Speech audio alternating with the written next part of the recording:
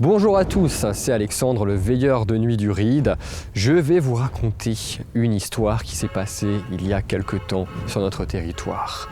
Il y a à peu près 500 ans, à la fin du Moyen-Âge, vivait un seigneur sur le nord du territoire. Ce seigneur était très puissant, très riche et également, c'était un brigand. C'était un brigand car il se faisait une passion pour rançonner les gens qui passaient sur son territoire et également pour mener diverses exactions. Et il faisait notamment la pendaison, la crémation, etc. Tout ça c'était le quotidien de ce seigneur. Et un jour, les villes de Strasbourg, Sélestat et Colmar ont eu marre de ce seigneur. Ils ont décidé d'en mettre fin à ses exactions. Pour ça, elles ont alors décidé de lever une armée de mercenaires et de partir conquérir ce château. Mais voilà, la place forte était dite imprenable depuis des dizaines d'années et bien des soldats se sont essayés à braver ces murailles, mais tous n'ont trouvé que la mort. Mais c'était sans compter sur l'ingéniosité des fameux ingénieurs de la ville de Strasbourg.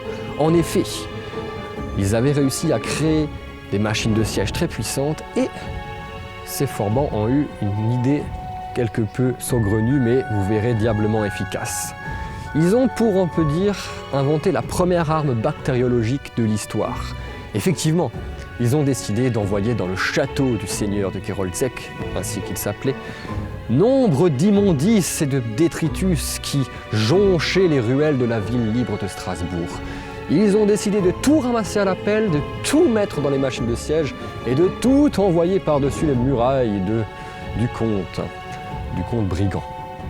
Et bien sûr, celui-ci ne pouvait pas résister bien longtemps dans cette odeur épouvantable. Les détritus ont empoisonné l'eau, les vivres et également l'air, tous suffoqués. Tous les soldats présents dans la place forte voulurent qu'une chose, c'est se rendre. Et c'est ce qui se passa. Mais les bourgeois des villes étaient, disons, ils avaient un bon côté dans le sens où ils ont promis à la comtesse du lieu, à la femme du seigneur, la vie sauve et qu'elle pouvait emporter également n'importe quel bien sous son bras et qu'on ne pourrait lui enlever. Pendant que les assaillants lèvent le siège, qui commencent à investir la place forte, ils voient la comtesse sortir du château avec sous son bras le comte de Geroldsek en lui-même, le comte brigand. Effectivement, il a échappé à la justice par amour de sa femme, mais tous ces soldats n'ont pas eu la même chance. Ils ont été pendus haut et court à la place forte de Strasbourg en cette fin de XVe siècle.